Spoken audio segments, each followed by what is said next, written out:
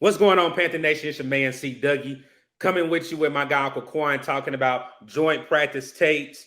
Yes, our Panthers and the New York Jets will be in Spartanburg, getting ready for that preseason game on Friday night, but the real live action will be in training camp in Spartanburg. I will not be there, but I know my guy, Uncle Quan, will be there, giving you guys the Panthers experience with Uncle Quan. Yes, the national media is going to be out there. Yes, Hard Knocks is going to be out there. I cannot wait to see our Panthers go against the opposition in the New York Jets with Aaron Rodgers and his crew coming down to Spartanburg. This is a key test for our rookie quarterback, our gauntlet of coaches, our superhero coaching staff that they call. But this is a true test for our players, and definitely fans show up. I know it's going to be packed. I know it's going to be hot, but I cannot wait to see how our team looks against a opposing defense and offense in these joint practices. Go ahead and tell the people what's up, Uncle Quan. What's up, everybody? What be going? Zone man, your boy Q, aka Uncle Quan. Guys, the joint practice against the Jets is going to be a spotlight of the week, man. There's going to be a lot of media there. Like Doug said, it's going to be Hard Knocks over there. Our fans have been showing up and showing out, man. Just at Fan Fest alone last night, you felt the energy. Even in the training camps, you feel the energy between the fans. And everybody's super excited. And you're also going to have a couple of Jet fans out there talking smack back and forth. I cannot wait, man. The energy is going to be electric. It's going to be very competitive. Like Doug said, it's going to be hot. Y'all know what goes on in the heat, man. When it get hot, things just get a little feisty out there, man. I cannot wait. I can't wait, man. I'm expecting to see a lot of aggression between both teams. A lot of guys are going to be competing. There's going to be a lot of individual matchups that we're going to keep our eyes on moving forward into the joint practice. So y'all keep an eye on that. And I'm ready to go ahead and get into this thing, man.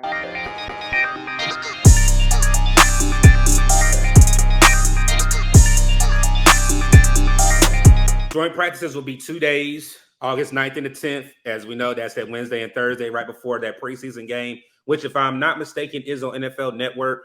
But with the Jets playing the Browns, they've already stated that most of their starters will not be playing in a Hall of Fame game. For the Jets, just like our Panthers, they will be facing a first-team defense and offense when they come to Spartanburg. The main headline, yes, we'll have national spotlights out there. We'll have NFL Network. We'll have Hard Knocks. The lights, the cameras, the action will be out. Definitely it'll be humid. I definitely think the heat will get to the Jets. But let's go ahead and get into some matchups, man. As we do know, Dante Jackson and J.C. Horn did practice almost at full during Fan Fest. That is a great 3 claps right there. They're going to be essential going against Garrett Wilson, Mikael Hartman. You have Alan Lazard, Randall Cobb, Corey Davis. Our corners are going to have a great opportunity to match up with the Jets wideouts. Simba Quan during Back to Football, it was certain, our DBs are strapping up TMJ. Yes, I know TMJ has been shining lately, but just hear him say that strap up. I know he's not going to say strap up with the wide receivers, but I can't wait to see how our DBs match up with the Jets wideouts. Vice versa. What can Adam Thielen do? What can TMJ do? What can DJ Chark do? What can Jonathan Mingo do? They have one of the best corners in Sauce Gardner, top 5 corner on the opposite side, opposite team visiting Carolina. This is really going to be important for separation. Yes, DJ Chark has been having a flash deep ball catch every day. I want to see, once he goes against those DBs of the New York Jets with Sauce Gardner, with DJ Reed, with Bryce Hall, what exactly can he do against opposing corners? Can he get that separation? Can he make those difficult catches? That's our first tape, the wide receiver cornerback matchups with the Jets versus Carolina. That's one particular matchup and one particular position group I'm looking for. Quan, what you got, man?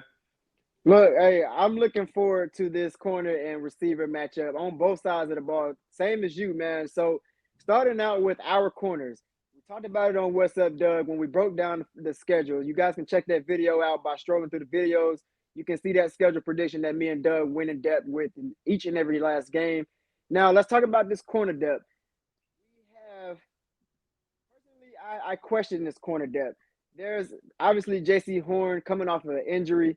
He's been injured the last 2 seasons that he's been in the NFL. He hasn't played a full season yet. Dante Jackson has had health issues as well. So I'm looking forward to seeing how he can bounce back off of that injury. And then you also have CJ Henderson. A lot of guys in the Carolinas pick on CJ Henderson. However, we have been seeing a lot of improvements from CJ Henderson in training camp. It looks like he's a lot more comfortable in his defense, but how can he step up against big time receivers like Doug mentioned with the New York Jets?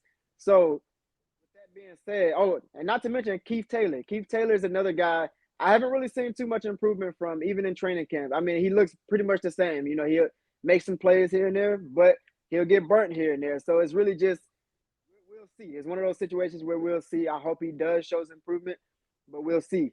But there's still questions with this cornerback depth.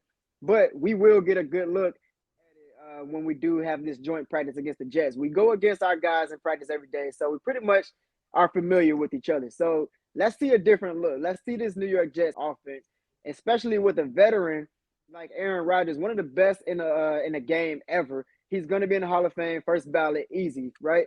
This is a guy who understands the game. So you got to be on your toes. If you're going to be a DB going against these crazy receivers, Garrett Wilson, Hartman, speedy receiver, and then you got plenty more guys like Randall Cobb and Lazard who already have chemistry with Aaron Rodgers. Let's see how we fare against these guys. So I'm looking forward to those matchups. I think J.C. Horn is going to do just fine. I think Dante Jackson is going to do just fine as well. Maybe have a couple of missed plays here, but I'm looking forward to this matchup. I want to see gritty aggression. I want to see some fights out there. I want to see it get very competitive, man.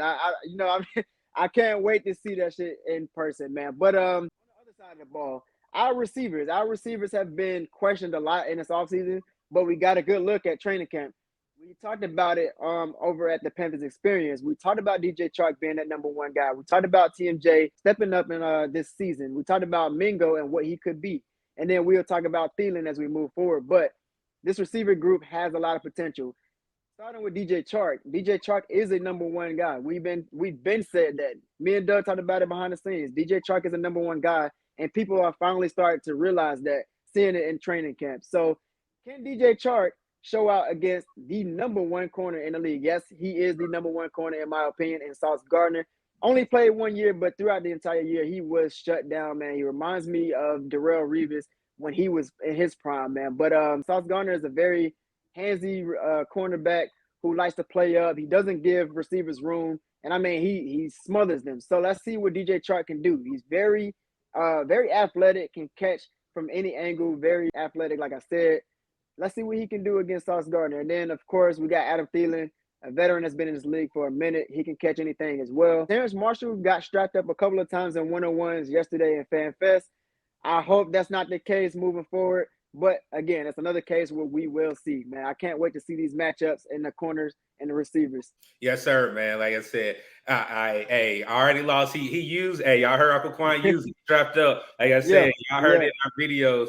Like I said, we're hoping, all jokes aside, that our wide receivers do. You know, you're not going to win every battle, but they have a good showing against the Jets, man. And with the wide receivers, our next take is Bryce Young versus the Jets defense. At all three levels, they have studs. They have, I don't know, people really been paying attention to the top 100 where their colleagues, other players are voting.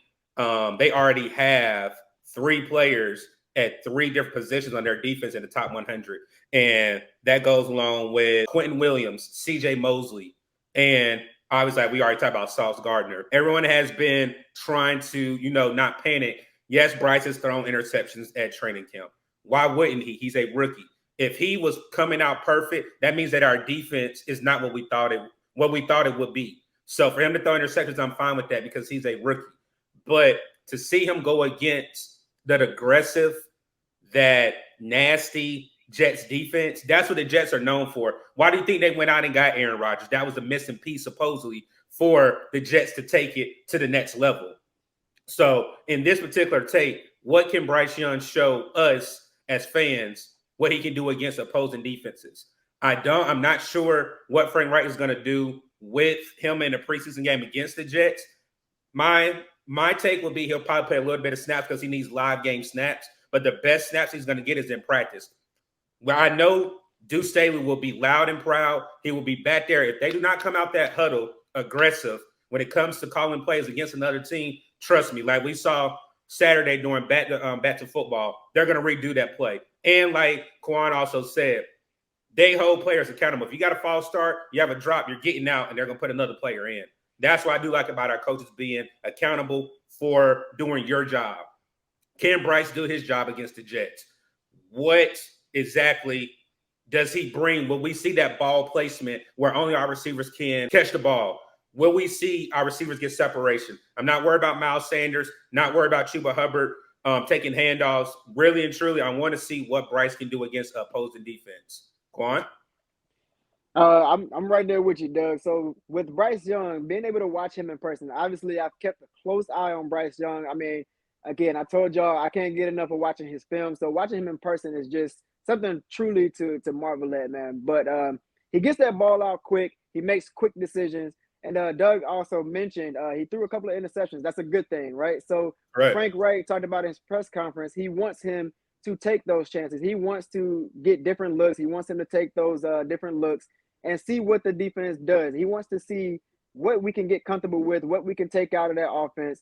And there's no panic whatsoever. But like Doug said, we're going to see a different defense. This is not our defense. So we're going to see a different defense with dogs on all levels. And we're going to see what Bryce can do under pressure. We're going to see what he can do against these corners and really what this offense can do overall. Now, in the Fan Fest, we talked about how this offense is not necessarily a flashy offense, but they are very versatile. They will pick you apart in the underneath game. They'll pick you apart in all areas of the field. So look forward to seeing different looks. They're very patient. You're not going to see all the deep balls and stuff. You're going to see them pick you apart. I'm expecting them to compete, and I'm expecting them to be smart. I don't need Bryce to be Superman. I don't need him to be extra flashy. I just need him to be smart with the ball like he has been in training camp so far. So I'm not looking for anything flashy. I just want to see efficient football and smart decision making. Yes, sir. Like I said, shout out to that man, Quan. Like I said, that man has been grinding. Like I said, we will post a link in the chat for my guy, Uncle Quan, the Panthers experience with Uncle Quan. If you guys have not checked my guy's channel out, his videos, that man does great content. Fans are enjoying it. Just the hard work I've seen this man do, man. Shout out to my guy, Uncle Quan, man. But our last take is key to this defense. The Jets struggle with their offensive line. Their offensive line is not strong. What can this Carolina Panthers D-line, meaning your D tackles, your D ends, and your outside linebackers, when they go one-on-ones? I'm not talking about team. I'm talking about straight one-on-ones to see, can they get off the block? Can they get hands in the face? Can they push their offensive line back? Outside of Brian Burns, can YGM, can Barno, can McCall, a player that's actually been shining lately, that's looking like the starting D tackle in the middle, outside Derek Brown be on the outside? Can Shy Tuttle do something? Can Deion Jones, the acquisition that we needed possibly to help Brian Burns on the opposite side? What can DJ Johnson, our rookie, do? Outside of Brian Burns, when those one-on-ones start, who can get to the quarterback? Who can set that offensive lineman back? That is going to be key in this offense. With a great D-line, you have great DBs. With great DBs, you have great D-line. So outside of Brian Burns, I need to see consistent pressure. Yes, Marquise Haynes has been out. Somebody needs to step up. I don't know who that person may be, but when those joint practices come down to Spartanburg and that heat's hitting and them pads is popping, I want to see and I want to hear our D-line dominate their offensive line, because that is their weak point. Perfect point, man. That is their weak point. Their offensive line is the weak point. So this defensive line need to be on their toes, especially going against this veteran, Aaron Rodgers. He gets rid of the ball quick as well. So one thing that me and Doug have been able to observe in person is Evero's defense. And you see a lot of stunts. You see a lot of blitzes, a lot of guys dropping back in coverage. It's not going to be something that you can easily predict with this defense. And they're going to throw a lot of different looks at you. They're going to bring pressure. So can we be consistent with that pressure? We need to make Aaron Rodgers feel uncomfortable. We need to knock him out of his spot, just like we talked about in the film. And again, we just need to dominate, because this is their weak point. If they're not able to get the ball off, we win at the line of scrimmage every time. So who is going to be the dog on the opposite end of Brian Burns? We need guys to step up. Like you heard Doug say, Marquise Haynes is not taking reps right now because he's dealing with an injury. So who's going to step up? I would like to see, personally, I want to see Brandon Smith step up. I'm calling Brandon Smith out because he has been pretty quiet in training camp. And this is a guy I've been rooting for since we drafted. And I was disappointed that I didn't really see much of him last season. And I was hoping that he would take a step up this year. So we will see moving into preseason. Of course, the joint practice, we will get more reps with Brandon Smith. I would like to see guys step up and just take on that role and be consistent and just communicate in that defense.